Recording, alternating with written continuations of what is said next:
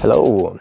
What is the dichotomy of discipline? This will be our topic in today's episode of the Maverick Mystic Arts podcast. So discipline, in the beginning, is a very useful tool, and it exists in essence so that we fight ourselves. It pulls us out of a particular paradigm of habit, of a tendency of movement in the direction of our habits, and then we put something in contrast to that movement tendency, boom, and now we are in a whole lot of discomfort and angst, etc., because we are existing in contrast to ourselves, to our habits, etc. So this is the initial function of discipline. Now, discipline is a funny thing because it exists as almost like a crutch to dissonance, right? To that polarization of where we might want to be going and where we happen to be going at the time. Discipline is a funny thing because it creates these barriers within which we can find freedom. So this is that saying, like, discipline equals freedom. You engage in a disciplined way, and because of the grooves that the discipline wears into the decision-making process in the landscape, we are able to find freedom within those grooves. So let's say you have, like, you're digging canals for water to flow through. Once the canals are there, the water can flow quite easily, and the water flows freely, but within particular directions and pathways. And you can look at this as a big part of the generative aspects of the training. When you are cultivating habits of mind that are more positive, cultivating more positive habits of emotion, cultivating more positive habits of body, of eating, of perspective, on and on and on, you're creating more positive grooves that allows for what appears like a free flow, or a free flow of the waters in this analogy. So, as we start working through this, we will find that discipline becomes easier and easier and easier. A big part of this is we are not burdened by the need to make one decision a million times. So this may look like you decide to engage in a particular practice, for example, for maybe an hour. And in the beginning, you go, okay, I'll set a timer, or I'll sit down, I'll do this practice. And within 10 seconds, you're thinking, oh, well, maybe I could do this other thing. I don't know if I want to do this. Maybe, oh, this is hard. Maybe I'll stop. Maybe I'll this. Maybe I'll continue. Maybe I'll stop. Maybe I'll continue. Maybe I'll stop. And you're making a million decisions. And this can be incredibly exhausting. So what do? Over time, is we learn, our nervous system learns, many different aspects of us learn that what we say we will do, we do. So we learn to make a decision once. And this saves a lot of time, and it allows us to engage in the practice itself that we might be doing for more and more and more of that hour that we've set aside.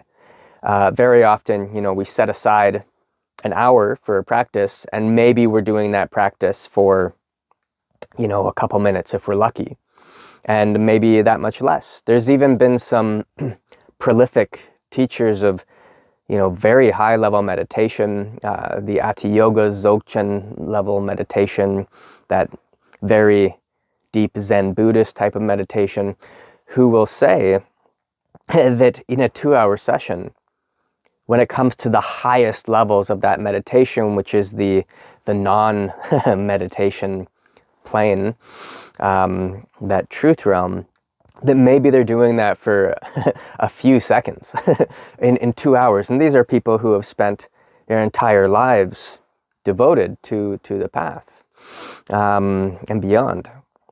So we want to keep that in mind, that the more time of our practice that we can put towards the actual practice, the more we're going to get out of it, obviously. Now, the more refined and advanced the practice that we're doing is, or the non-practice that we're doing is at the higher stages, the more difficult it is to engage in that, because the choiceful engagement in that practice or that non-practice is in direct contrast to the non-practice, the further along you're going. But in the beginning, you're working with coarser energies and coarser doing styles of meditation, and so it is easier to engage in the practice for the duration of the session that you're working through. Now, discipline, like we said, we've created barriers, and this allows for a freedom within those barriers.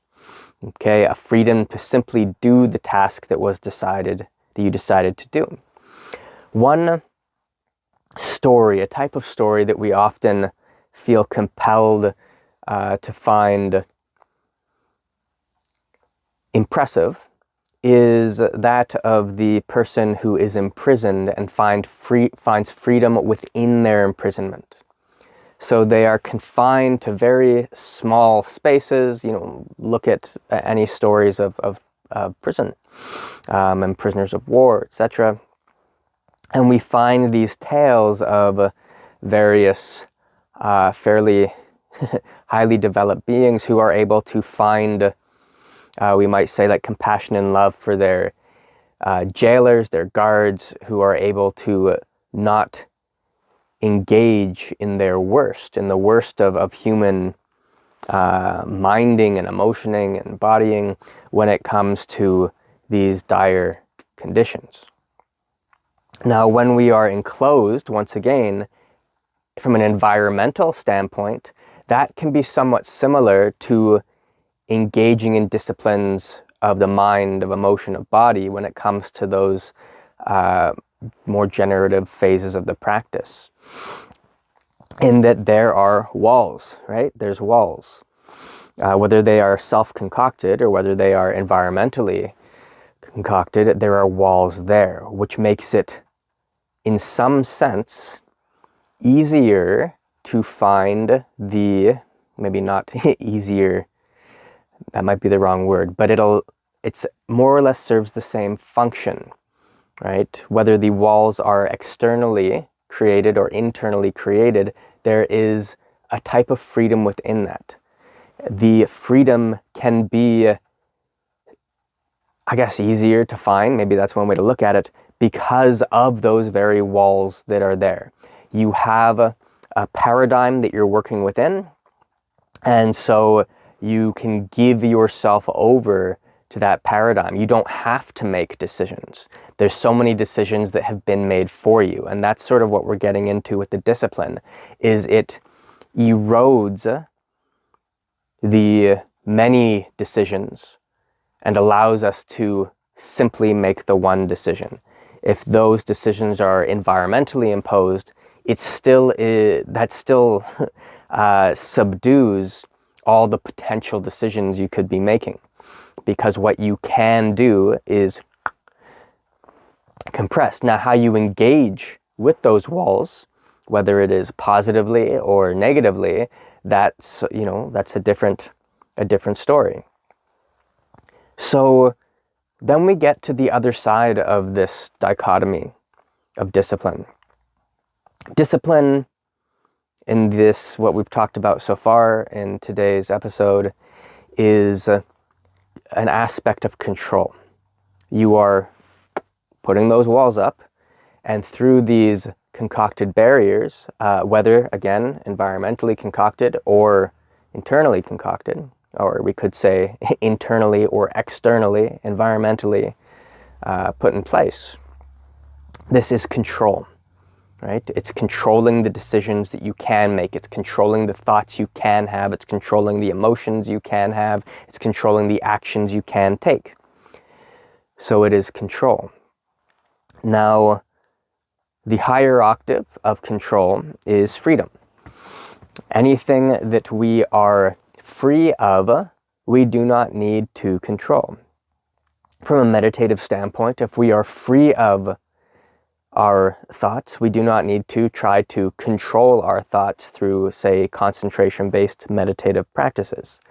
If we have done a lot of work in terms of view and emotional qualitative development, we might say, then we do not need to control our emotional output, because the emotions that arise are of a positive nature that is conducive to the freedom of evolution on the path. So we don't need to apply control.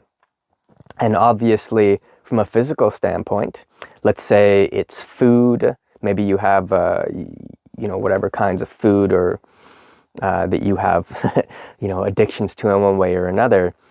Instead of trying to control our eating habits, we are free from those habits, and we are free to eat, to nourish our body healthily.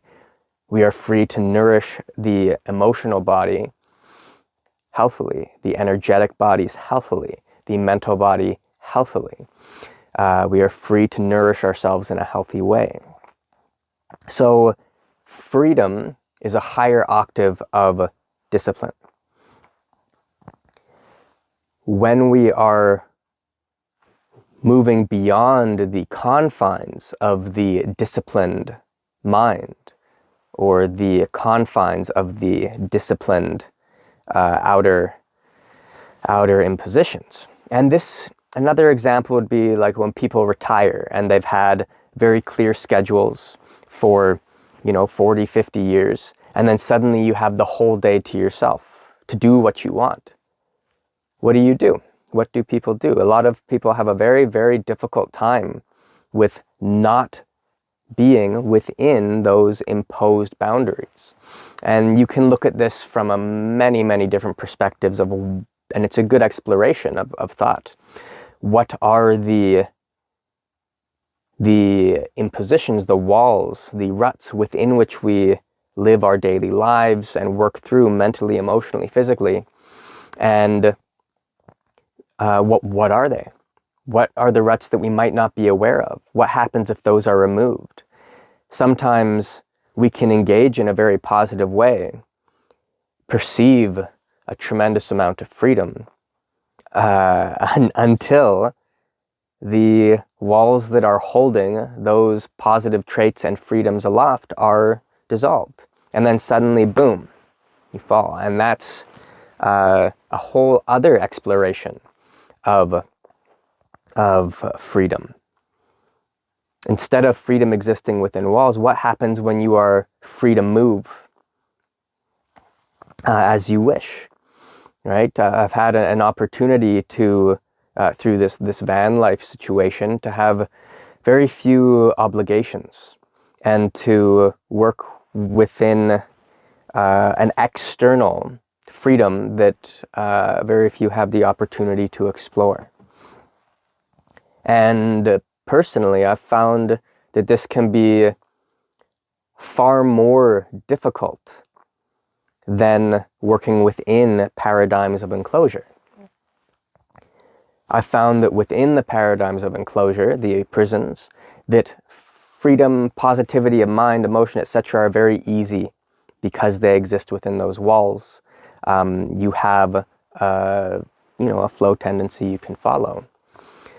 And you can find the freedom that exists within the prison more easily. However, when not working within these enclosed paradigms, I've found that instead of bringing to our attention the freedom that we can find, it brings more obviously to the attention the internal habitual prisons that exist. And this becomes a whole other exploration.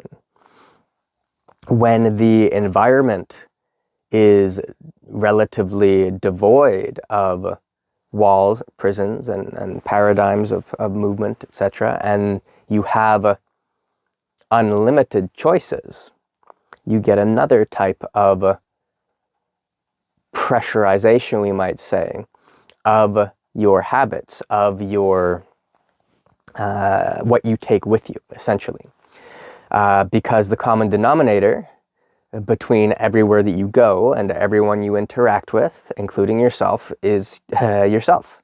So that's the project, is first cultivating that into something that is, halfway decent, and then the resolution of that identity into more and more refined resonance with the highest truth space you're able to engage with.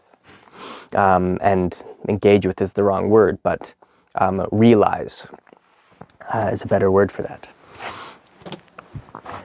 So both of these have their purpose. The working from a disciplined space and erecting these walls and enclosures to allow for freedom to unfold in different ways, freedom of practice, freedoms within barriers. And then you have the dissolution of these walls, which is a little more akin to those higher levels of meditative non-doingness or non-meditation, where the act of engaging the mind in a certain way, you're letting go of all of the doings, and becomes clear over time that the identity is something that you do. You pick it up, when you wake up in the morning, and you do that identity every moment. There's a habitual doing of that identity. And the reason that the higher levels of meditation are so tricky to work with and can be so confusing is you start working beyond the concentration, beyond all of the doing stages of the practice. And this can be quite tumultuous, because within the doing, right, within the walls of the doing is some very profound layers and levels of freedom. But on the other side of that, things get tricky. So this is a little chat on the dichotomy of discipline. Discipline, of course, can be a doorway to freedom. However, discipline is a lower octave of, a more transcendent type of freedom. So anyway, I hope you found this helpful. And if you're interested in training, there is a retreat coming up June 2026. This is an initiation into Hermetics and evocation retreat. This is a level 1 and 2 extended, so 30 days. You can do the level 1 and 2, or the level 1 and 2 extended. The reason I'm not offering just the level 2 or just the extended is that we start at the beginning and we really start building up the vibration, the energy, the concentration over the course of the training. And by the time we're a couple of weeks in through the level 1 and 2, that energy is humming pretty strong. And the resonance has been picked up fairly fully by everyone there. And then we can continue on into the extended aspects of the training. What happens if people come in without that is that the where you are on that resonance scale, on that vibrational scale, and if you haven't done the work leading up to it, and then you just hop in, it can be a pretty big deficit, and that can be very difficult. So that's why the retreat's being organized in that way. So anyway, if you're interested, the details are in the description here, and hopefully I'll see you there. All right, thanks a lot. Bye.